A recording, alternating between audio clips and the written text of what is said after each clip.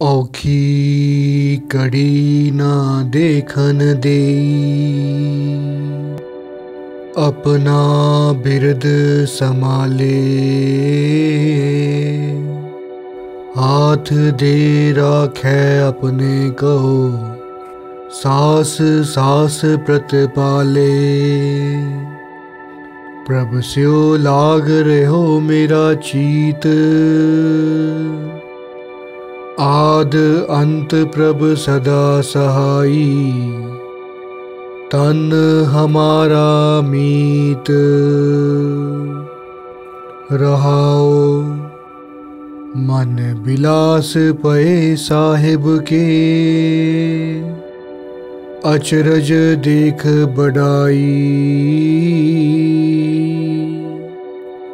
हर सिमर सिमर आनंद कर नानक। प्रभ पूरन पैज रखाई। वाहिगुरु जी का खालसा, वाहिगुरु जी की फतेह। आज जिसे देखो वो शांति की बात कर रहा है, पीस की बात कर रहा है। अगर देखा जाए तो शांति की दुनिया में बहुत ज़्यादा ज़रूरत है। मैं यहाँ पर आत्मिक शांति की बात कर रहा हूँ। इस आत्मिक शांति को दिलाने के लिए ना जाने इंसान कहाँ कहाँ भटक रहा है। पीस के नाम पर लोगों ने कई संस्थानें खोल ली हैं, जहाँ पर वे शांति दिलाने की बात करते हैं।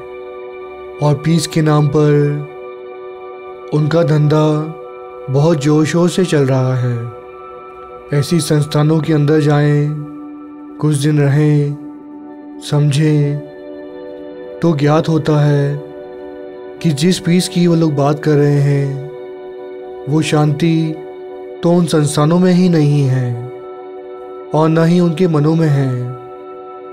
सिर्फ और सिर्फ बाहरी दिखावा है। सोचिए, जिस पीस के पीछे हम यहाँ वहाँ भटक रहे हैं, देखने में आता है कि सिख धर्म में पैदा होने के बावजूद भी कई लोग सिख धर्म को छोड़कर धर्म परिवर्तन में लगे हुए हैं। कई लोग स्पिरिचुअल होने के नाते संस्थानों की ओर दौड़ रहे हैं। ये वो भूल रहे हैं कि जिस शांति की वो तलाश कर रहे हैं वो शांति उनके अंदर है। और जिन संस्थानों का उन्होंने रुख किया हुआ है वहाँ वो शांति नहीं मिलने वाली। वहाँ तो सिर्फ धोखा मिल सकता है और कुछ नहीं। अगर हम पीस की बात करें, शांति की बात करें, तो सिख धर्म के पांचवें गुरु, शहीदों के सरताज और शांति के पुंज गुरु अर्जन देव जी का नाम सबसे ऊपर आता है। शांति के पुंज गुरु अर्जन देव जी की हम बात करें तो ज़रा सोचिए उनके हृदय में कितनी शांति होगी जब मुग़लों ने उन्हें तती तवी पर बिठाया। कहते हैं 1606 में गुरु अर्जन देव जी को बंदी बनाकर लाहौर के किले में रखा गया था।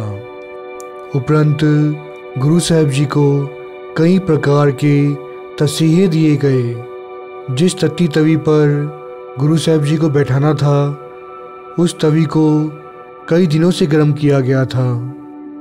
यहाँ तक कि गुरु साहब जी को जब तती तवी पर बिठाया गया था, इतिहासकार कहते हैं गुरु साहब जी के सर पर गरम गरम रेता भी डाला गया था। सोचिए, शांति के पुंज पंजवें गुरु नानक, उनके मन में कितनी शांति होगी, कितना पीस होगा, जो इतना कुछ होने के बावजूद उन्होंने अपना सिदक नहीं हारा, वे डोले नहीं। गुरु अर्जन देव जी आप पिता परमेश्वर का रूप हैं। सोचने वाली बात है कि यदि आग की चिंगारी हम पर आ गिरती है या हमें आग का सेक लगता है तो हमारा बदन किस प्रकार से जलता है।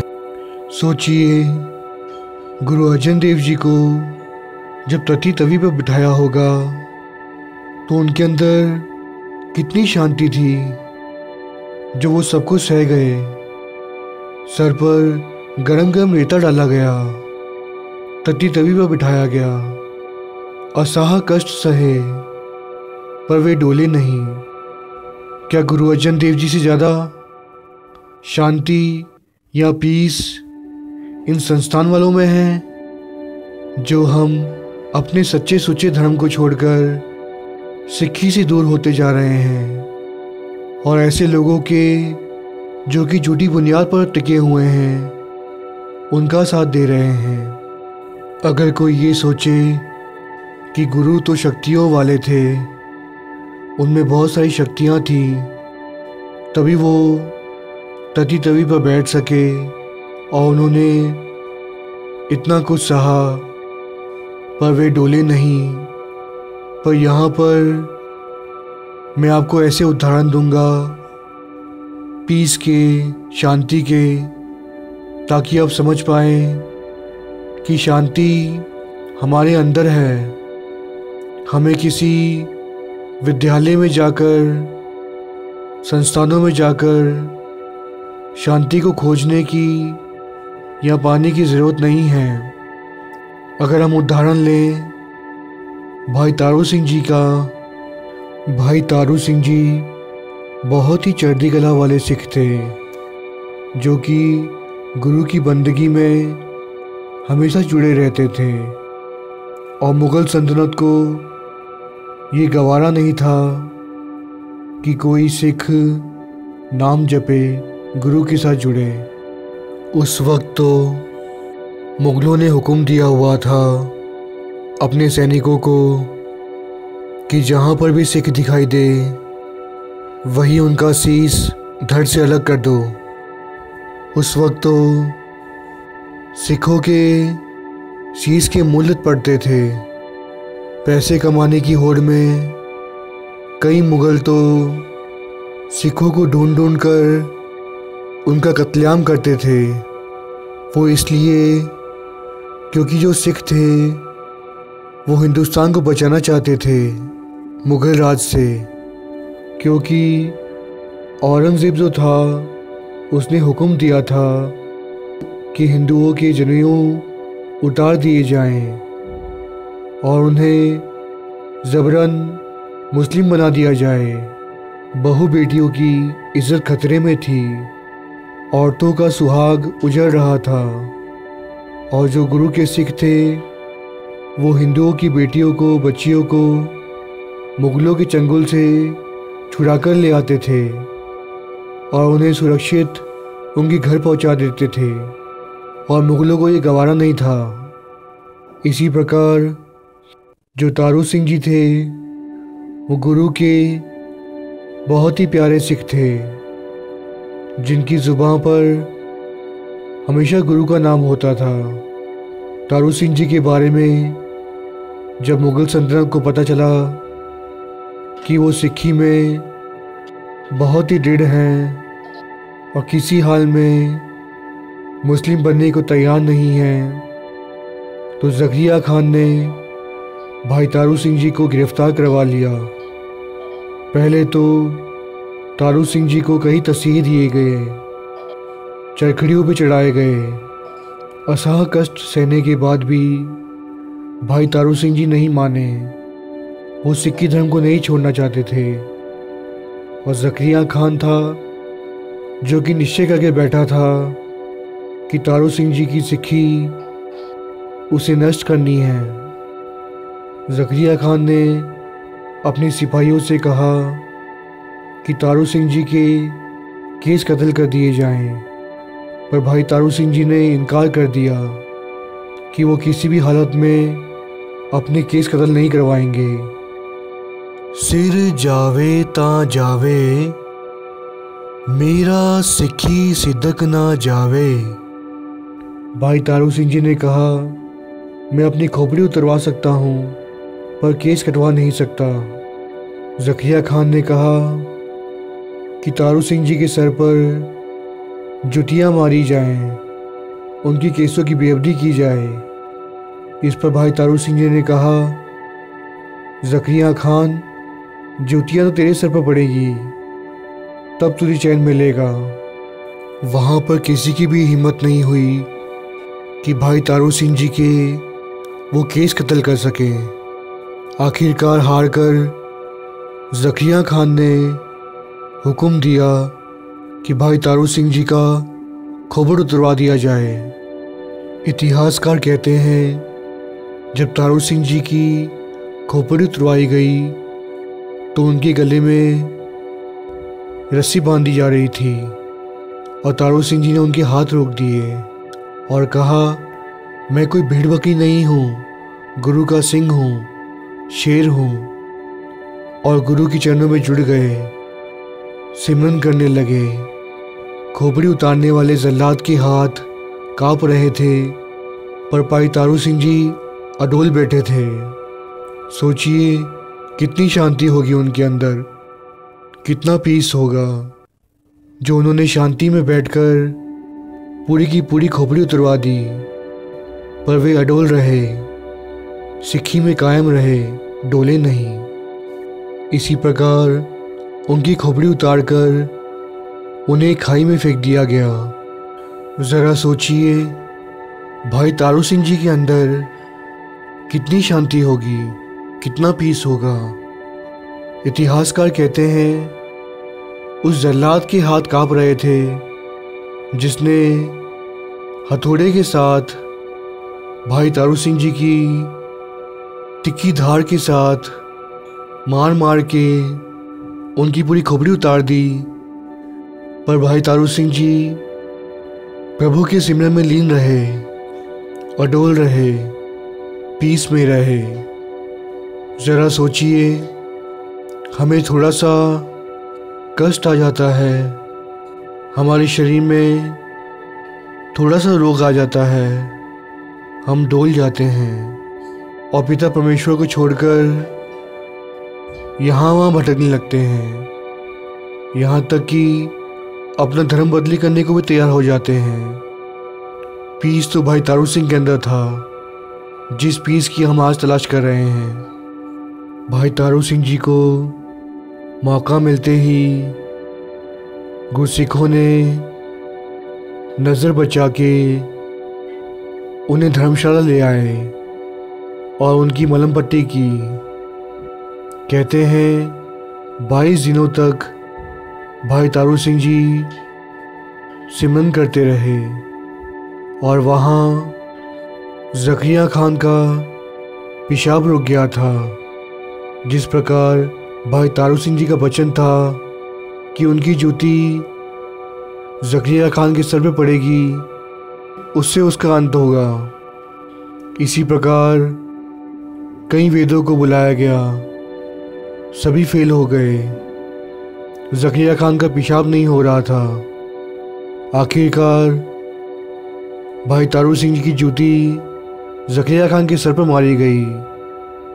जैसे ही सर पर जूती पड़ती उसका पेशाब निकलता।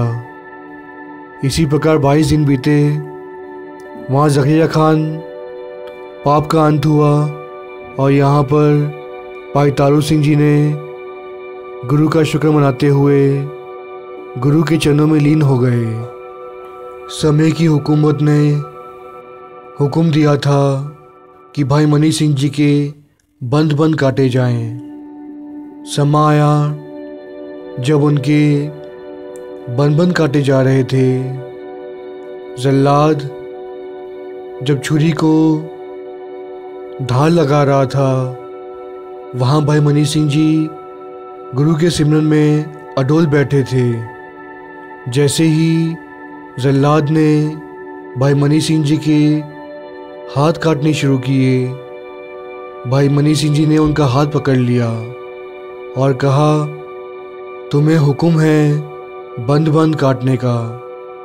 बंद बंद यानी उंगली का एक एक हिस्सा हर एक मोड़ को काटना है। जल्लाद की तो रूह कांप गई, पर भाई मनी सिंह जी अडोल होकर उन्होंने बन बन कटवाए। इसे कहते हैं पीस, इसे कहते हैं मन की शांति, आत्मिक शांति और गुरु के साथ जुड़ना। हम तो सोच भी नहीं सकते कि अगर हमारे साथ ऐसा कुछ हुआ तो हमारा क्या होगा। हमें तो थोड़ी सी ही कठिनाइयाँ आ जाती हैं तो हम यहाँ वहाँ भागते हैं, डोल जाते हैं। पर धन है गुरु के सिख, धन है पाई मनी सिंह जी, जो कि अडोल रहे, शांति में रहे, पीस में रहे। और धन है भाई सुबेग सिंह जी और भाई शहबाज सिंह जी, जिन्हें चरखड़ियों पर चढ़ाया गया। चरखड़ियाँ वो होती हैं जो लकड़ी की बनी होती है और गोल गोल होती है। एक तरफ सर्कल पर इंसान को लिटाया जाता है और दूसरी चरखड़ी पर तिक्की धारें होती हैं, चाकू होता है। जैसे ही दोनों चरखड़ियाँ घूमती हैं, गोल गोल घूमने से वो जो तिक्की धार होती है, तलवार होती है, नोक होती है, वो इंसान को छल्ली छल्ली कर देती है और खून की धाराएं बहती हैं और इंसान को बहुत कष्ट होता है और वो तड़प तड़प के अपनी जान कुर्बान कर देता है। पर भाई सुबेग सिंह जी और भाई शहबाज सिंह जी को जब चरखड़ियों पर लिटाया गया तो वे अडोल रहे। बहुत ही शांति थी उनके अंदर, बहुत ही पीस था। जैसे ही चरखड़ियाँ घूम रही थी, उनका शरीर उस खंजर की नोक से छल्ली छल्ली हो रहा था, खून की धाराएं बह रही थी। पर वे दोनों अडोल थे, वे सिक्की सी डोले नहीं। सिमरन करते करते वे शहीद हो गए। हमारा तो ये नज़ारा देखकर ही या ऐसा सोचकर ही हम बेहोश हो जाएंगे, हम डर जाएंगे। पर धन है वो गुरु के सिख जो चरखड़ियों पे चढ़े और फिर भी अडोल रहे। उन्होंने अपनी आत्मिक शांति नहीं हारी, धर्म से पीछे नहीं हटे, सिक्की सिदक नहीं हारा।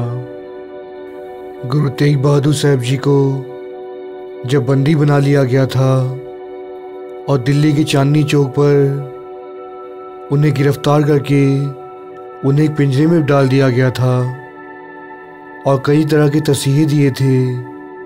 उन्हें धमकाया था कि अगर आपने अपना धर्म नहीं छोड़ा, अगर मुस्लिम नहीं बने तो आपका शीश धड़ से अलग कर दिया जाएगा और यहाँ तक कि आपके सभी साथियों को ख़त्म कर दिया जाएगा।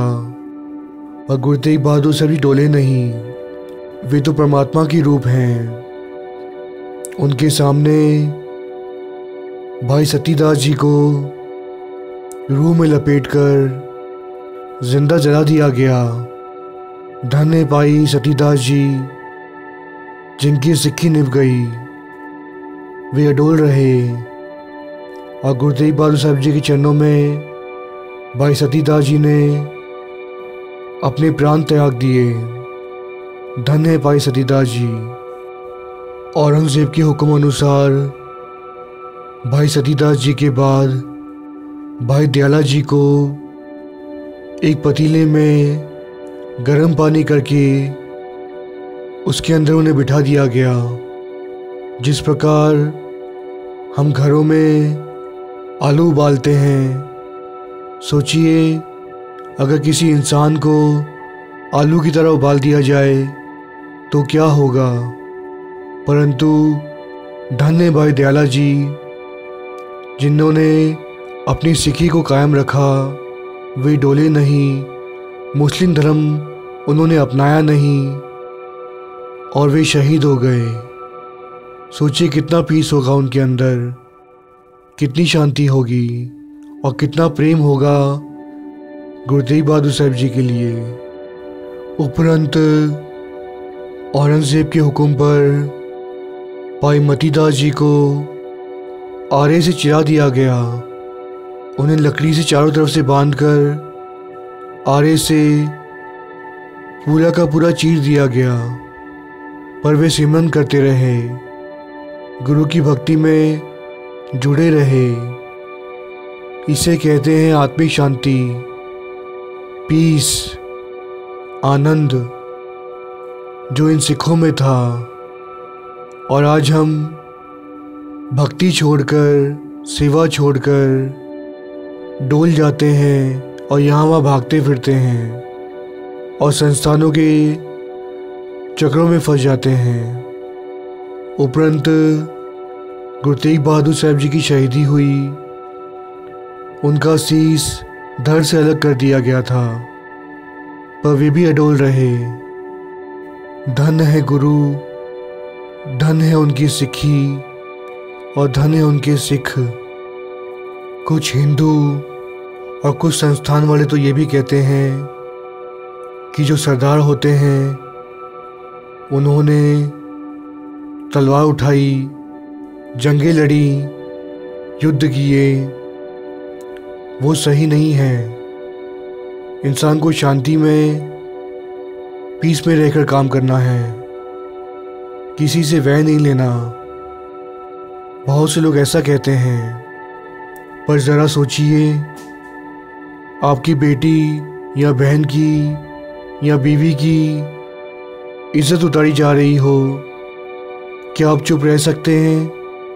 आपको ज़बरन अपना हिंदू धर्म छोड़कर मुस्लिम धर्म अपनाने को कहा जाए तो क्या वो सही होगा?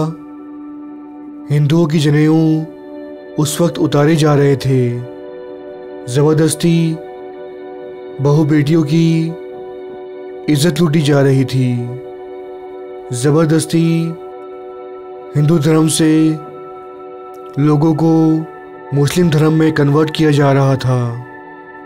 इसीलिए गुरुओं ने, सिखों ने आगे आए, अपनी कृपानें निकाली, उनसे युद्ध किए, हिंदू की बहू बेटियों को मुग़लों से छुड़ाकर सही सलामत उनके घरों में पहुंचा कर आए।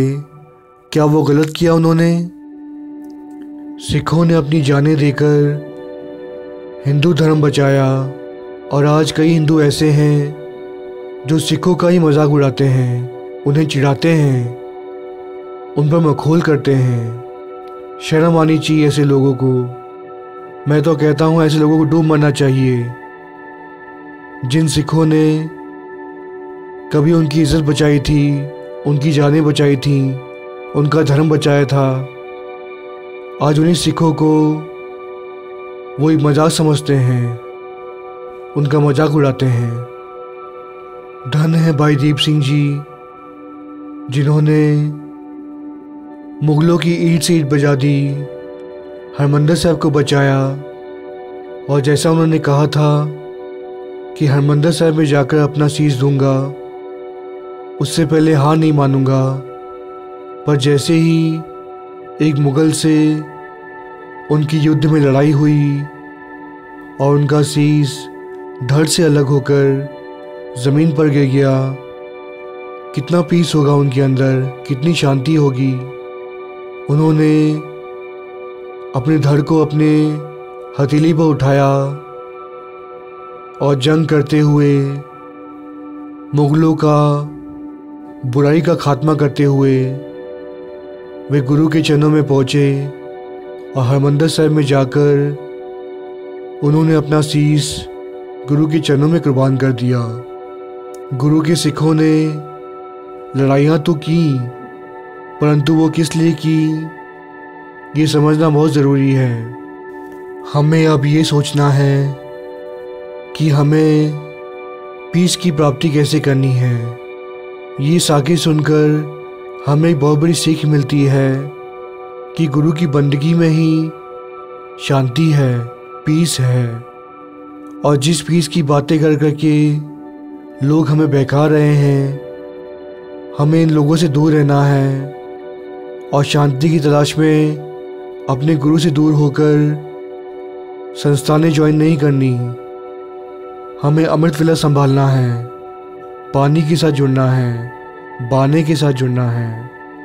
गुरु साहिब जी ने हमें जो बानी बख्शी है, सोचिए उसी बानी को पढ़कर सिखों ने अपनी शहादतें दी। वे अडोल रहे, मुगलों के दिए हुए हर तरह के तसीहे सहे, पर वे डोले नहीं। वे भी वही मूल मंत्र पढ़ते थे, वही गुरु मंत्र पढ़ते थे, पर पढ़ने में अंतर है। बानी वही है जो हमारे पुरातन सिखों ने पढ़ी। आज भी हम वही बानी पढ़ते हैं, पर पढ़ने में अंतर है, गुरु पर विश्वास करने पे अंतर है। तभी उन्होंने अडोल रहकर अपनी शहादतें दी और शांति के प्रतीक बने। और हम कहाँ जा रहे हैं, ये हमें ही सोचना है। मैं चाहता हूँ कि आप सभी इस पर विचार करें और इसकी गहराई को समझें और गुरु के साथ जुड़ें। अवर उपदेशे आप न करे, आवत जावत जन्मे मरे। जिस प्रकार मैं आपको उपदेश दे रहा हूँ, गुरु साहिब जी मुझ पर भी कृपा करें और साथ संगत अपने दास पर कृपा करें, आशीष बख्शें कि दास जो कह रहा है वो खुद पे भी अमल करे और सिक्की से डोले नहीं, गुरु के साथ जुड़े और हमेशा अडोल रहे। कथा करते हुए आप जी के दास से कई प्रकार की भुला हो गई हैं। साथ संगत बख्शन योग हो, भुला बख्शो, आशीष बख्शो कि दास आपकी इसी प्रकार सेवा करता रहे और चढ़ती कला में रहे। वाहिगुरु जी का खालसा, वाहिगुरु जी की फतेह।